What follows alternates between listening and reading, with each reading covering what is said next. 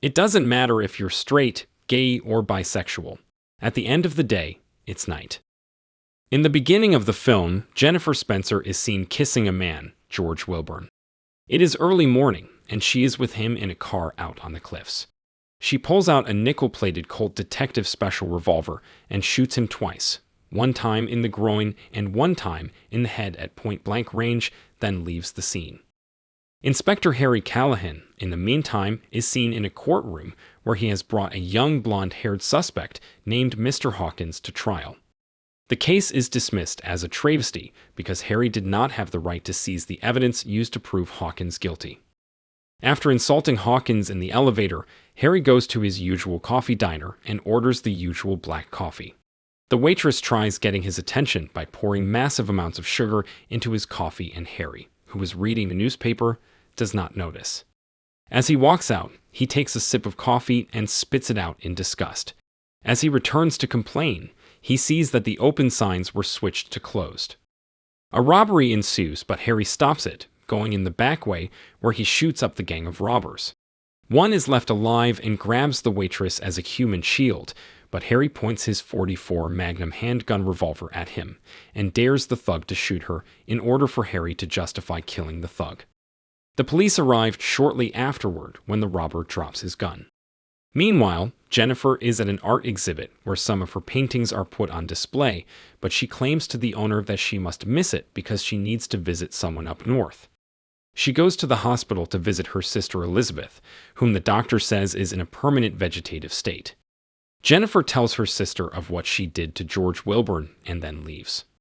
Later that night, Harry is at a mobster named Threlkis's granddaughter's wedding party. Harry antagonizes Threlkis in front of his own granddaughter, accusing him of killing a young hooker. Threlkis freaks as Callahan pulls out papers, where he claims the hooker may have confessed everything, and he dies of a heart attack right at the table. Harry walks away, and it is revealed that the papers are blank. The following day, Callahan and the rest of the cops are investigating the car containing the deceased George Wilburn in it. Shortly afterwards, Callahan is talking to his superiors, Captain Briggs, Lieutenant Donnelly, and the chief. He is lectured about how he handled the Threlkis case, and Callahan is defensive on how that case was his to handle. His superiors demand that Callahan relax and take a vacation. After Callahan leaves a restaurant that night, he is attacked by 4 of Threlkis's hitmen. After killing 3 of them, one escapes in his car. Lieutenant Donnelly then orders Callahan to not be so reckless and demands he take a break with peace. Out in the forest, Callahan practices shooting with his brand new .44 automatic handgun, a powerful .44 caliber semi-automatic pistol which fires more rapidly and accurately than his .44 Magnum revolver. His friend Horace shows up shortly afterwards to talk to him, convincing him he has the best place for Callahan to go for a vacation. Driving home late at night, Callahan is attacked by Hawkins and his friends, who try to kill him with a Molotov cocktail. Harry manages to get out of his car and throws the cocktail into Hawkins' car, causing him to drive off a pier into the water, where Hawkins and his friends drown. Lieutenant Donnelly sees that this is the last straw and orders Callahan to investigate the Wilburn killing in his hometown. Callahan reluctantly agrees and is sent on vacation to the town San Paulo, a coastal resort town down the California coast. What he does not know is that Jennifer Spencer has also gone down to San Paulo to fully exact revenge on her attackers, who live there. Her story for staying at San Paulo is that she's renewing the carousel house and painting the merry-go-round horses at the fairgrounds. While walking on the beach at the fairgrounds, there is a flashback of Jennifer's assault, and it is shown what actually happened 10 years ago right on the beach near the fairgrounds.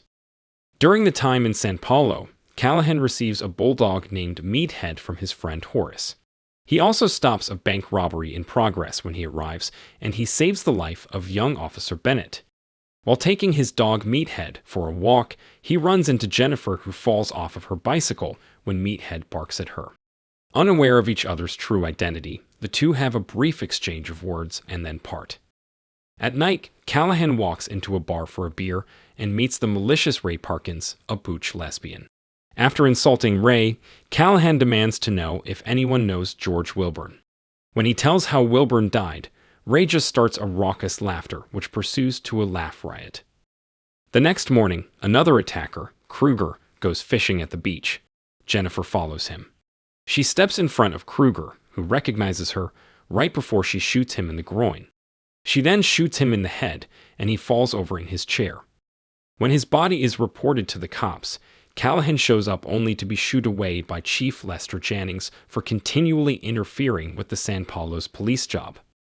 At the station, Callahan asks Bennett to find out anything he knows about the case.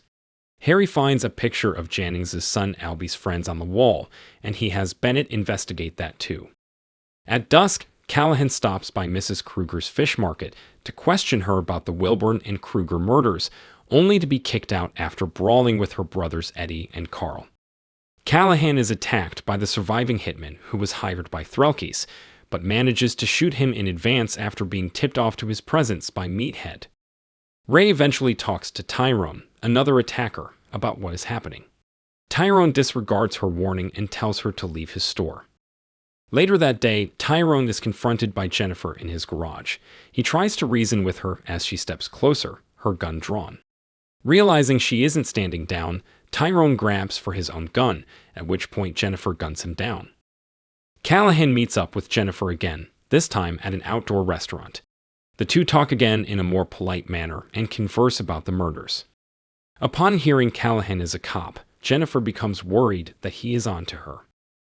Now with Wilburn, Kruger, and Tyrone dead, Ray calls Mick, the leader of the attackers, to come down for help from Las Vegas where he lives. When Callahan finds Tyrone's body, he heads over to Ray's house at night and sees Jennifer's car parked out front. Jennifer hides and Callahan goes inside to find Ray. Mick attacks Callahan, and after a brawl, Callahan takes Mick away. Once they are gone, Jennifer sneaks into the house and confronts Ray. Ray sips a soda and asks her, "So tell me, how's your slut sister?" Jennifer replies by shooting her in the heart and then in the head. Meanwhile, Mick is bailed out by Eddie and Carl, while Callahan returns to Ray Parkins' house only to find the woman dead.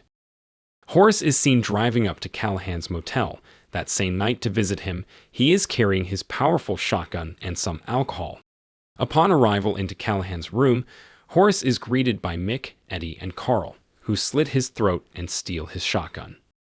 After buying a few beers, Callahan meets up with Jennifer late at night by the pier.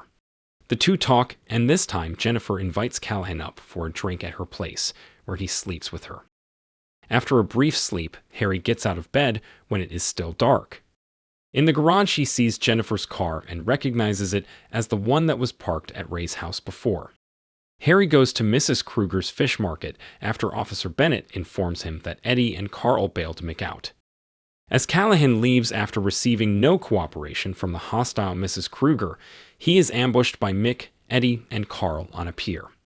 A melee ensues with Callahan being viciously beaten and dumped into the water, his .44 Magnum handgun lost. Jennifer is then seen going to Jannings' house to eliminate Albie. She prepares to kill Albie only to find out that Albie is in a vegetative state, just like her own sister. Jennifer is stopped cold by Jannings, who orders her to drop her gun. After doing so, Jannings explains how he covered up the assault because he was a public figure, and the guilt drove Albie insane, which caused him to crash his car into a wall, rendering him a mute quadriplegic. Suddenly, Mick arrives with Eddie and Carl, who take Jennifer hostage with her own weapon. As they are starting to leave, Mick shoots and kills Jannings with Jennifer's gun when Jannings tries to pull out a gun. He assures Eddie and Carl that it's a freebie. As this is happening, the bloodied and battered Callahan returns to his motel room to find Horace's dead body, and Meathead limping after being attacked by Mick and his gang. Enraged, Callahan opens his drawer and prepares his replacement weapon, his powerful .44 automatic handgun. He then leaves to find and kill the thugs responsible. Mick, Eddie, and Carl plan to assault Jennifer once more at the same fairgrounds where the initial attack occurred a decade earlier. After a struggle, Jennifer escapes and runs through the deserted fairground and seeks shelter in the carousel where she turns it on and hides in it. Fleeing from the merry-go-round, Jennifer runs out followed by Mick, Eddie, and Carl, but Callahan's silhouette appears on the boardwalk. armed with the large .44 automatic. While Eddie and Carl are quickly taken down, Mick grabs Jennifer as a shield. With nowhere left to go, Mick forces her up onto the giant Dipper roller coaster, and Mick taunts Callahan as he holds his gun on Jennifer. Harry repeats the phrase he said earlier in the diner holdup, "Go ahead, make my day." Mick gets too cocky, and Jennifer quickly punches him, giving Callahan a clear opening. He fires off 4 rounds, which all hit Mick. Mick stumbles backwards, crashes through the support railing, and falls onto the still-operating carousel, and is impaled on a unicorn's horn. Justice is finally given to Jennifer at the end of the movie. When asked by Officer Bennett about the revolver found on Mick's body, the one belonging to Jennifer, Callahan lets Mick be misidentified as the killer. He tells Bennett the gun ought to be run through ballistics. He thinks it's the gun that killed the chief. He knows that once ballistics compares the bullets from Jannings, Tyrone, and Kruger, Mick will be blamed for all the murders and the police will close the books on them, thus safeguarding Jennifer. As the camera pulls back, Harry and Jennifer walk slowly away down the boardwalk. If you enjoyed this video, don't be shy to hit the like button, and if you disliked it, hit the dislike button twice, just to be sure. It would be best if you watched the whole movie. Thank you very much for watching. Please subscribe for more videos like this.